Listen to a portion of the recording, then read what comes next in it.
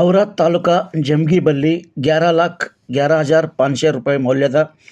ಗಾಂಜಾ ಜಪ್ತಿ, ಆರೋಪಿಗಳ ಬಂಧನ. ಅಕ್ರಮವಾಗಿ ಸಾಗಾಟ ಮಾಡುತ್ತಿದ್ದ 11,11,500 ರೂಪಾಯಿ ಮೌಲ್ಯದ ಗಾಂಜಾ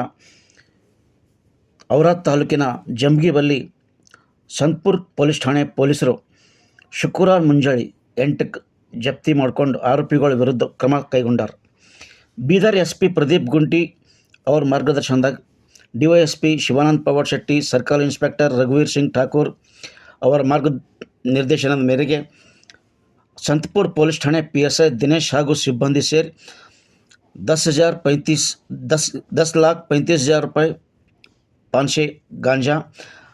80,000 ರೂಪಾಯಿ ಆಟೋ ಸೇರಿ ಒಟ್ಟು 11,11,500 ರೂಪಾಯಿ ಮೌಲ್ಯದ